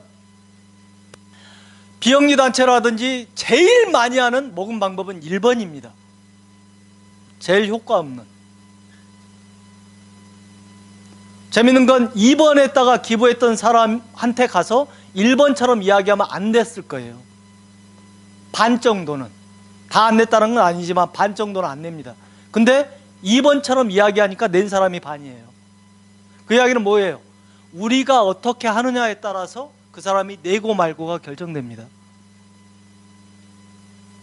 거듭 말씀드리지만 안 내는 기부자는 없습니다. 못 받아내는 모금가가 있을 뿐이지. 이해가 되세요? 네, 그렇습니다. 뭐 나머지 내용은 온라인, 요새 온라인 많이 하죠. 온라인은 뭐 제가 우선은 우리들이 하고 있는 일에 대해서 충분히 해라. 경주의 한 목사님께서 작은 센터를 운영하시는데 그분은 딱 재밌어요. 그분은 엄청난 모금을 하시는 분이거든요. 근데 재밌는 게 목사님이신데 처음에 그 센터를 맡았을 때 경주 지역에서 모금을 못 하셨대요. 왜? 이렇게 터부가 있더라는 거예요. 배타적이더라는 거예요. 왜 그러냐 그랬더니 본인이 경주 사투리를 안 쓰신대요. 왜 그러냐면 어렸을 때 안산 쪽에 올라와서 계시다가 다시 간 거기 때문에 고향이 거기인데 다시 내려가니까 사투리를 잘 안 쓰시니까 이거 약간 거부감을 느끼시더라는 거예요. 그래가지고 이분 생각은 페이스북으로만 모금을 하겠다라고 생각하고 자기의 일기처럼 페이스북을 계속 쓰셨습니다. 근데 이제 좋아요도 안 눌러지고 막 그렇다는 거예요. 너무 괴롭더라는 거예요. 누구도 안 보는 글을 쓰고 있다라는 것이. 근데 누가 그러더라는 거예요. 꾸준히 해야 된다. 일기 쓰듯이. 그래서 진짜 마음 고쳐먹고 아이들하고의 이야기, 자기의 고민 이야기, 또 이제 아이들하고 이야기 내용 플러스 또 이제 목회 활동의 어떤 고민들 이런 이야기를 정말 진솔하게 쭉 쓰기 시작하니까 어느 날은 두세 명 눌러지던 좋아요가 한 20-30명 눌러지다가 어느 날은 몇백 명이 갑자기 누르더라는 거예요. 이게 뭔 일인가 했더니 어떤 글을 감동을 받은 사람이 이제 퍼나른 거죠. 그러다 보니까 언제 전화가 왔대요. 굉장히 유명하신 시인분께서 전화를 했더라는 거예요. 일면식도 없는데. 그래가지고 꼬치꼬치 이것저것 물으시더래요. 그래가지고 경주에 한번 내가 방문해도 되겠냐, 몇 사람들 지인들하고. 그랬더니 오시라고 와가지고 아이들하고 놀다가 갔고 그분이 적극적으로 모금 활동을 해주시더라는 거예요. 근데 그분이 어떻게 했냐, 어떻게 아는 사람이 그 페이스북 글을 자기한테 공유해줬는데 자기가 읽어보고 흥미가 느껴져서 그 목사님이 쓰신 글들을 쭉 한번 읽어봤더니 이 사람은 진짜 진정성이 있어 보여서 그래서 자기가 나서기로 했다라는 거예요. 이런 로또 같은 일이 생깁니다. 결국은 뭐예요? 온라인이라고 특별한 건 없습니다. 자기의 이야기를 충실해야 할 것, 이거예요. 마지막으로 제가 하나 스킬 면에서 하나 말씀드린 건 이거예요. 사람들이 모금 활동을 할 때 잘 실수하는 것 중에 하나가 돈 달라고 하는 거예요. 돈 달라고 하는 것이 매우 잘못됐습니다. 사실은 두 가지 스킬을 제가 알려드릴게요. 돈 달라고 하시는 거 아닙니다. 우리나라의 모금가협회 분들은 대부분 몇백억씩 모금한 사람들이죠. 그 사람들의 공통점이 뭔지 아세요? 잘생겼어요. 농담이고요. 저만 봐도 아니잖아요. 근데 보면 스킬 하나를 알려드리겠습니다. 사실은요, 정말로 모금 잘하는 사람들은요, 의외로 돈 달라는 소리를 잘 안 합니다. 근데 자주 만납니다, 사람들하고. 만나서 어떤 이야기를 하냐, 사실은요, 돈은요, 아까 이야기한 거예요. 뭐에 필요한 거예요. 그러면 왜 필요한지, 그리고 무엇을 하겠다는 건지, 그리고 그 변화가 어떤 건지, 그 변화의 의미와 가치가 무엇인지를 줄창 이야기하면 됩니다. 언제까지요? 바로 주지는 않을 거고, 요 이야기가 나올 때까지는요. 그러니까 그래서 뭐가 필요해? 라는 말이 나올 때까지는. 그 스킬을 하나 알려드릴게요. 그럴 때 아무튼 가서 이야기를 계속 하는 거예요. 그 말이 나올 때까지. 그래서 뭐가 필요해? 얼마가 필요해? 할 때 하수는 바로 말을 합니다. 얼마가 필요하다고. 근데 돈을 더 많이 받아내는 방법에 대해서 제가 고급 스킬 하나를 알려드릴게요. 오른손을 올리세요. 책상에다 대세요. 비비세요. 이게 뭐냐? 고급 스킬입니다. 어떤 고급 스킬이냐? 저쪽에서 그래서 얼마가 필요해? 그러면 비비세요. 그냥 많이 주면 좋지만 뭐 하면서 그냥 비비고만 계세요. 계속. 언제까지? 내가 원하는 금액이 나올 때까지. 하수는 바로 이야기하면 그래요. 그러면 대부분 비비고 있으면요, 내가 생각했던 것보다 높게 줍니다. 아이 무슨 소리예요? 내가 생각했던 것보다 낮게 나오면 그러면 이제 그때 간단합니다. 아, 뭐 다른 분들은 다 이 정도 이상은 좀 주셨는데 라고 이제 기준을 정해주면 됩니다. 그래서 비비는 거 이거 눈 내리 깔고 계속 비비기만 계세요. 그쪽에서 뭔가 반응을 하기 전까지. 예, 이거 매우 고급 스킬이고 잘 통하는 스킬입니다. 두 번째 제가 인천에 갔더니 한 분이 제 강의에 불끈해서 제가 한번 해보겠습니다. 그러더니 누구한테요? 그랬더니 여러분들도 한번 해보세요. 제가 보통은 이제 과제를 내줍니다. 뭐 몇 번에 걸친 모금 워크샵 같으면. 그래서 다음 주까지 5명한테 무조건 요청해 보기. 뭐 이런 것들 요청을 꼭 내드리는데 그걸 했더니 자기 한번 해보겠대요. 그래서 누구한테 갈 겁니까? 그랬더니 자기 친척 중에 인천에 대학교에서 교수하시는 분이 계신대요. 그래서 제가 그분한테 그랬어요. 그러면요, 그분한테 가셔가지고 친척분한테 가셔가지고 돈 달라고 하지 마시고요. 후증서 하나 갖고 와서 써달라고 하는 게 이제 돈 달라고 하는 거잖아요. 돈 달라고 하지 말고 기회를 좀 달라고 한번 해보세요. 그랬어요. 그랬더니 그게 무슨 말이에요? 돈을 모아야 되는데 무슨 기회예요? 대학 교수가 그한테 주는 기회가 뭘 것 같아요? 모금과 관련돼서? 그렇죠. 대학 교수는 말 그대로 학생들과 그분을 만나게 해줄 수 있는 이 권력이 있어요. 그래서 그 기회를 좀 달라고 해봐라. 그러면 대학생들이어야 될까요? 야간 대학생들이 더 좋을까요? 그렇죠. 야간 대학생들한테 여러분들 스킬을 한번 따져봅시다. 이 감각을. 야간 대학교가 보통 7시부터 10시까지 하죠. 저도 야간 대학원 수업을 해봐서 알아요. 7시부터 10시까지면 시작하기 전에 가서 설명해야 될까요? 끝난 다음에, 수업 끝난 다음에 가서 우리를 소개해야 될까요? 중간에 가야죠. 강사들의 질문 다 함정이 있으니까 섣불리 대답을 하면 안 돼요. 중간에 가야 돼요. 생각을 해봐요. 7시에 가면 대부분 직장인들이라 늦게 옵니다. 그래서 몇 명 없어요. 끝나고 나면요, 10시에 끝나갖고 파김치 돼 있는데 그거 귀에 들어오겠어요? 그래서 중간에 가야죠. 안 그래요? 이런 게 스킬이에요. 아무튼 그분이 가서 진짜로 그렇게 했어요. 8장을 받아왔어요. 이 8장 중에 그 교수님 건 있을까요? 없을까요? 당연히 있죠. 생각을 해요. 없을 수가 없어요. 자기가 기회를 만들었는데 자기는 안 하고 자기 제자들한테만 하라고 하는 그런 이 파렴치한 교수가 어디 있어요? 대부분은 이 제자들이 10,000원씩 쓰면 본인은 눈치를 봐서라도 우리나라 체면을 생각해서도 20,000원, 30,000원 씁니다. 정말로 저는 그런 경험 많이 했어요. 이분이 딱 한 번 갔다 오더니 그분도 자신 없어하는 분이셨는데 엄청 자기가 좀 각성된 거예요. 아, 이렇게 하면 되는구나. 처음에 잘 못할 줄 알았는데 되는 것을 보고 너무 놀란 거예요, 이 사람이. 그래가지고 다음에는 어디 가냐? 또 현대 자동차 지점장 하시는 친척이 있대요. 그분은 또 어떤 기회를 줄 수 있어요? 원래 조회할 때 끼워줄 수 있는 기회를 줄 수 있어요. 그래가지고 또 거기 가서 또 해보시고, 이분은 완전히 한 2번 해보시더니 감이 딱 생겼어요. 그거의 핵심이 뭐냐? 돈 달라고 하지 말고 기회를 달라고 하라. 이런 스킬도 한번 생각해 보시면 좋을 것 같습니다. 자, 우리가 뭐 짧은 시간 강의했는데 이 정도로 하고요. 질문 받겠습니다. 한 10분 정도만 질문 받겠습니다. 없어요? 네. 우선 먼저 드신 분. 예.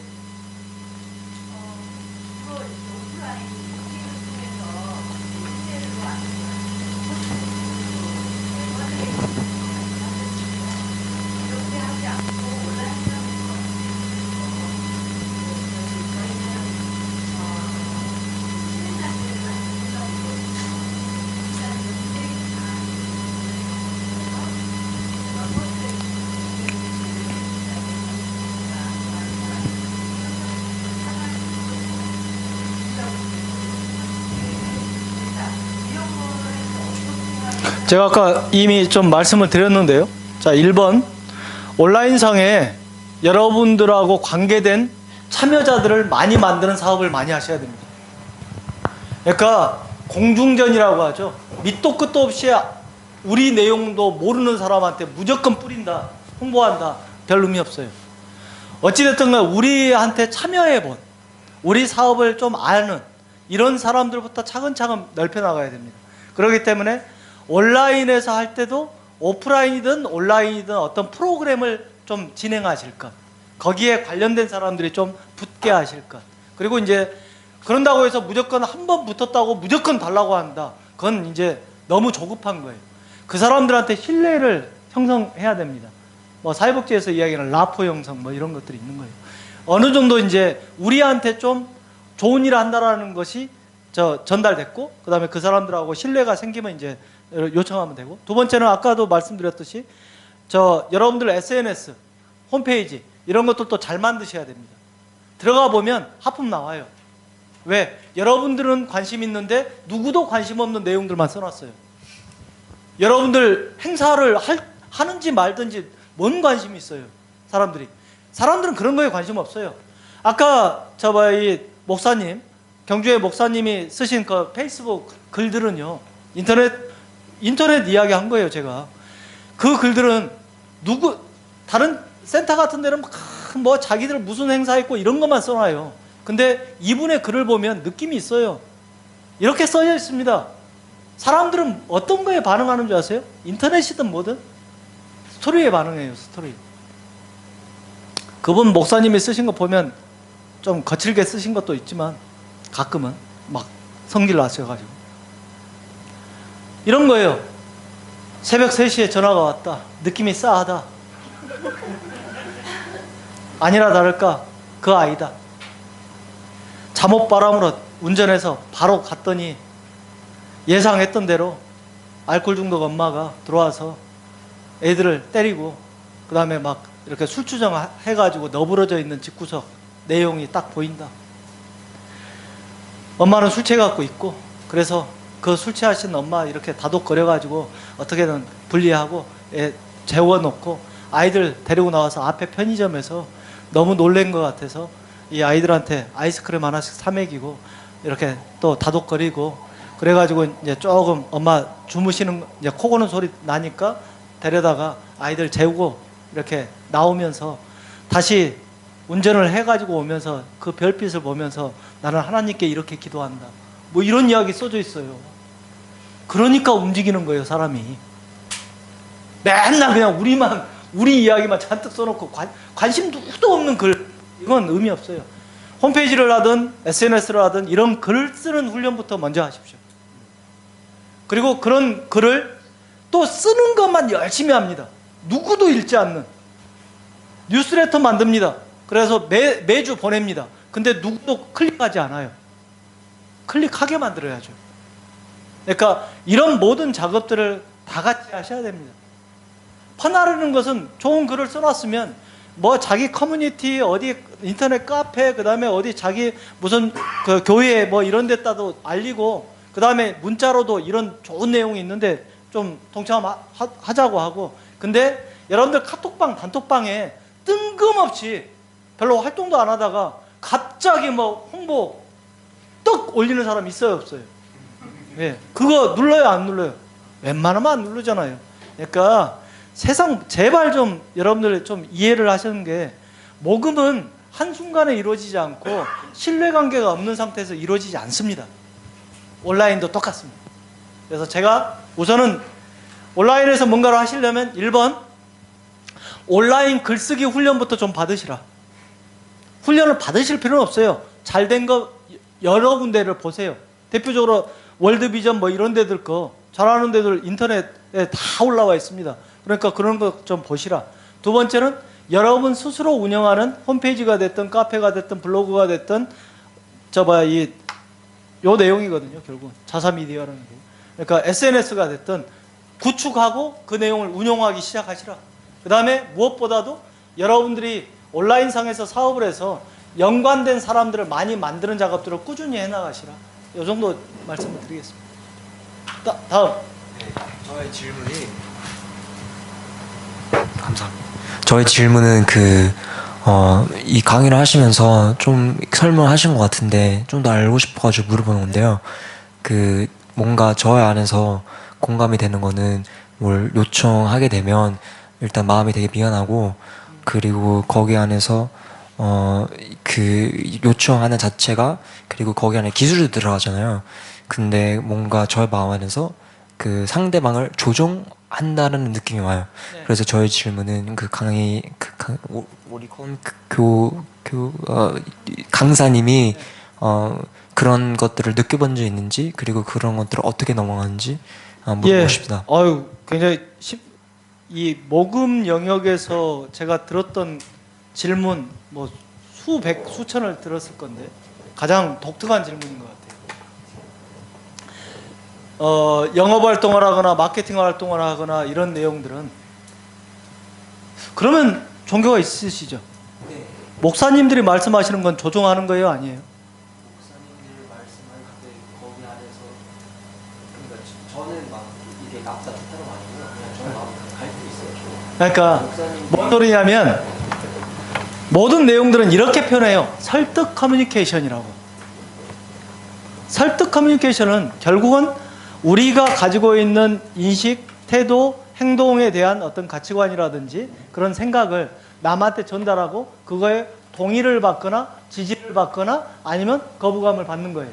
그죠? 이런 것들을 설득 커뮤니케이션이라고 해요. 근데 그러면 이게 다른 사람을 조종하는 개념이냐, 일종의 가스라이팅처럼 그런 개념이냐? 간단합니다.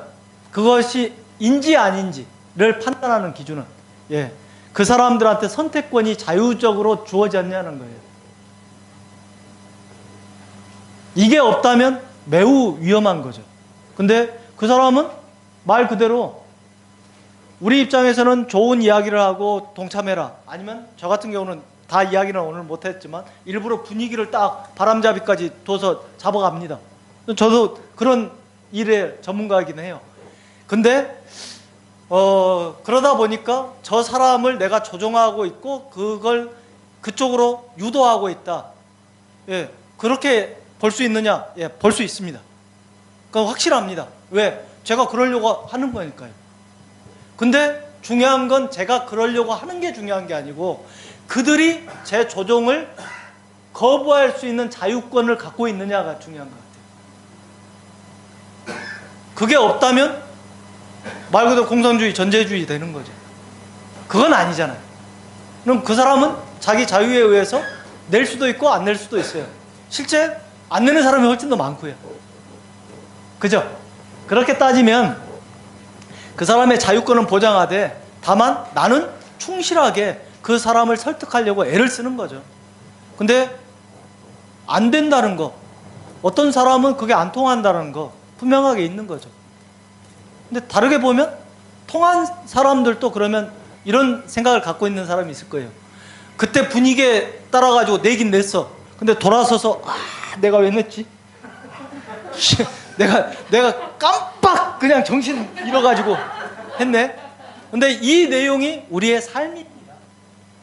여러분들은 인터넷 쇼핑몰에서 그런 느낌 안 받았어요? 네? 홈쇼핑에서 그런 느낌 안 받았어요? 근데 핵심은 우리가 자유주의 국가라는 건 그 내용에 대해서 선택권이 없이 내가 그걸 따라야 되는 것이 전제국가고, 우리는 개별 소비자로서 자유의지를 가지고 그 내용을 선택할 수 있는 게 자유주의 국가예요. 그리고 그건 모금 활동을 할 때 그분들한테 그 자유권을 주는 거고요. 저는 그렇게는 생각합니다. 치열한 싸움이에요. 그래서 이 요청을 받는 사람과 요청을 하는 사람 간의 치열한 게임입니다. 어떤 거? 설득이라는 개념을 놔두고 하는 치열한 게임, 전쟁 같은 거예요. 내가 이걸 이제 명분이라고 표현하는데, 내 명분을 받아들이지게 만들면 돈을 낼 거고, 그 명분을 저항하는 힘이 더 세다면 내가 그 사람의 돈을 못 받을 거고, 엄청난 게임이죠. 주고받고 하는 게임이에요. 결국은 근데 핵심은 뭐냐? 안 넘어가는 사람이 더 많아요. 그래서 도리어 역으로 지금 말씀하신 이 고민도 분명히 있어야 되지만 그다음에 이제 그 안에 이런 것도 있어요. 가끔은 이런 사람들이 있어요. 돈 안 내는 놈은 나쁜 놈. 돈을 내야 된다. 그래야만 된다. 이런 식으로 몰아가는 것은 제가 보기에는 방금 이야기한 내용에서 자유권을 점점 박탈하는 개념입니다.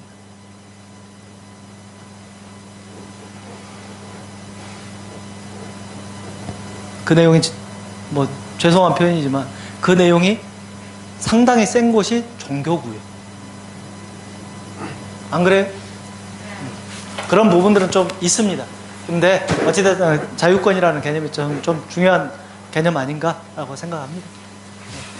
매우 독특한 질문입니다. 그거. 저도 한 번도 정확하게는 생각해보지 않았던, 고민해보지 않았던 질문이었습니다. 좋은 질문입니다. 예, 마지막으로 받겠습니다. 네네네. 네. 예, 예. 사역이 커지다 보니까 이제 좀 모금이 이제 많이 필요한데 선교의 그 전문적인 좀 이렇게 펀드레이징하는 분을 좀 구할 수 있는지 그것도 여쭙고 싶고요. 예. 또 선교 펀드레이징을 좀 잘한 예가 있는지 좀. 우선 선교 관련된 내용에서 가장 조직적으로 잘하고 있는 데는 기아대책이라는 단체 있죠. 기아대책기구라고 비영리 단체가 있습니다. 우리나라에서 그래도 거기도 한 1년에 한 200억 정도 모금할 거예요. 200~300억 정도는 될 것 같은데. 그래서 우리나라 10대 모금 단체에 끼는 데입니다. 거기가 뭐 기아대책 국제구호단체라든지 사회복지기관도 운영하지만 제일 대놓고 선교사 지원 모금을 아예 하고 있습니다. 거기 홈페이지에 들어가 보면 선교사라든지 선교 관련된 내용이 있고요. 그 다음에 두 번째가 우선 CTS라든지 기독교 방송 쪽 분들도 그 내용이 상당히 괜찮습니다. 내용을 들여다보면 여러분들이 똑같이 할 수는 없지만 거기는 이제 방송국이니까 워낙 세니까. 근데 거기 안에서 선교가 왜 필요하고 선교사를 어떻게 도와야 되고 이런 내용들을 아주 잘 정리해 놨어요. 그래서 그런 내용도 좀 한번 보시고. 그 다음에 세 번째는 미션 펀드라고 들어보셨어요? 예, 미션 펀드는 방금 같은 고민을 하시는 분들을 위해서 선교 활동 그 다음에 이제 교회 지원 이런 것들을 하기 위해서 기독교 쪽에서 만든 크라우드 펀딩 시스템입니다. 거기도 대행을 합니다. 거기에다가 여러분들 것을 또 올릴 수도 있고요. 그러니까 거기는 플랫폼입니다. 플랫폼이라서 거기에다가 우리의 모금을 올리면 다른 사람들 거기에다가 기부를 하는 시스템이거든요. 그것도 가능하고 거기에 모금팀이 별도로 있어서 대행을 해줍니다. 거기도 있고요. 그 다음에 이제 우리나라 주식회사인데 모금 대행회사가 있어요. 꽤 많이 있습니다. 근데 그 중에서 하나가 도움과 나눔이라는 회사가 있어요. 근데 거기에 대표님이 최용호 대표님이라고 우리나라 모금가 1세대에 속해요. 근데 이분이 독실한 크리스찬입니다. 정말 독실한 크리스찬. 그래서 교회에 관련된 모금 자문이라든지를 매우 많이 하고 계시는 분이시고, 그 다음에 아까 외국에서 오신 미국 시민권자이시고 미국인이시죠. 근데 BK 안이라고 하는 교수님이 계시는데 우리나라 오셔가지고 이런 작업들을 많이 하고 계시고, 아까 이야기한 국가 공인 모금가이시고 미국에, 그 다음에 우리나라에서 이 기부문화연구소라고 지금 운영하고 계시는데 그분도 제가 알고 있기로는 독실한 크리스찬이고 종교 기부에 대해서 굉장히 많은 경험을 갖고 계시는 걸로 알고 있습니다. 마지막으로